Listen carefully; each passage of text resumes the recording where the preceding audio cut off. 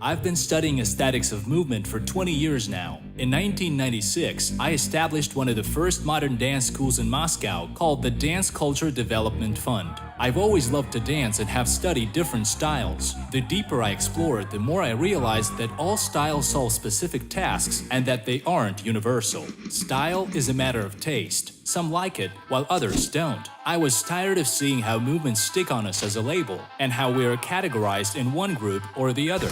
I didn't want to be seen as a rapper or b-boy because that puts a label on me. You quickly get sick and tired of these stereotypes. They go obsolete instantly. They don't accord you the chance to create something new and to keep pace with the world and music.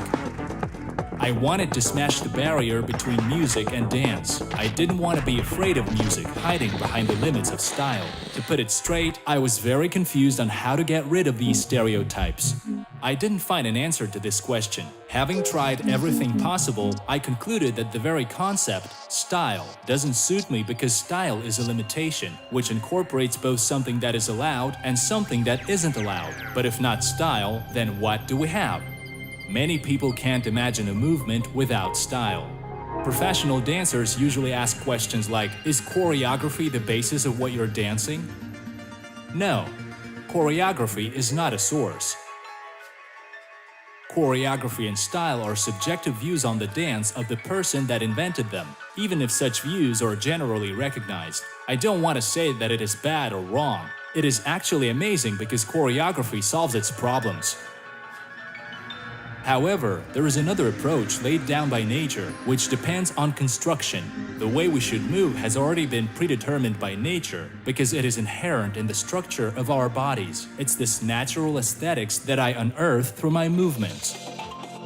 To find that particular natural way to move and discard all the other unnecessary ones, I started working on my movements just like a design engineer. Over the years, I have studied different dance styles. I have come to realize that they all have much in common. Having studied the elements of some styles, I easily applied them in others. I then realized that these elements are physically limited in number. I noticed that some movements are more common than others, so I started to classify them by type.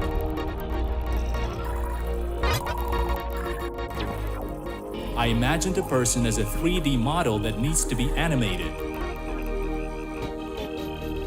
I used a scientific approach to ascertain which basic movements exist.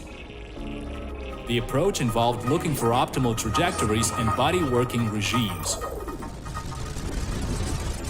After many years of supporting thousands of people, we've been able to identify the simplest and most convenient ways of movement. We classified them from the simple to complex and from the main to the minor. This gave us a map of human body movements. The map reveals the body working mechanism itself. So in the end, we studied every possible movement in safe regime and combined them into a single system. Our task was to engage the whole body in the dance using different variations and to uncover its potential. In nature, nothing exists in excess, and there is only one optimal way to move, which we searched for. The idea that came to our mind was maximum dynamics with minimum energy consumption.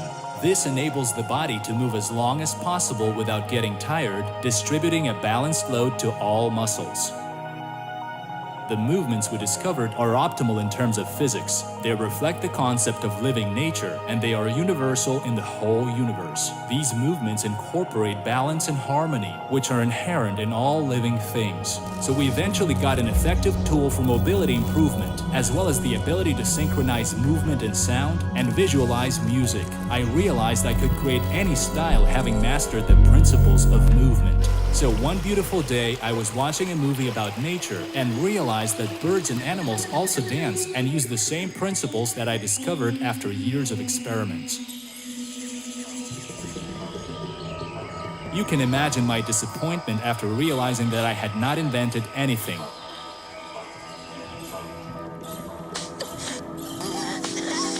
Dance is a natural phenomenon in nature that seems to be new is in fact part and parcel of life.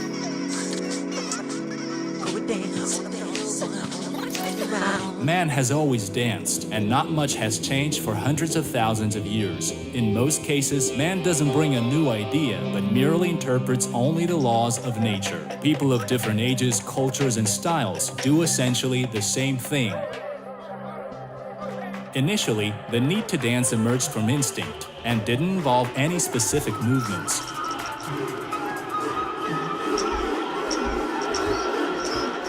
Fashion and styles only exploit the need to dance by imposing certain stereotypes. However, fashion changes. Fashion is a design that can be superimposed on nothing. There should be a foundation. Birds dance not because they want to, but because they have been made in such way. It takes them 7 years to learn to dance. Even birds know that you need to learn how to dance, but we humans think that dance comes from nature. To engage in art isn't a human privilege. Even animals under favorable conditions reach after beauty and culture. Till today, dance is regarded as creativity, but dance is actually a technique.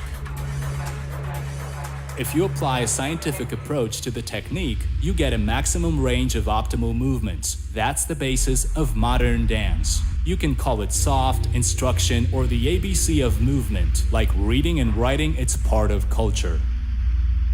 It's a language spoken and understood by all of us. The paradox here is that everyone has the tool, but the society as a whole is dumb.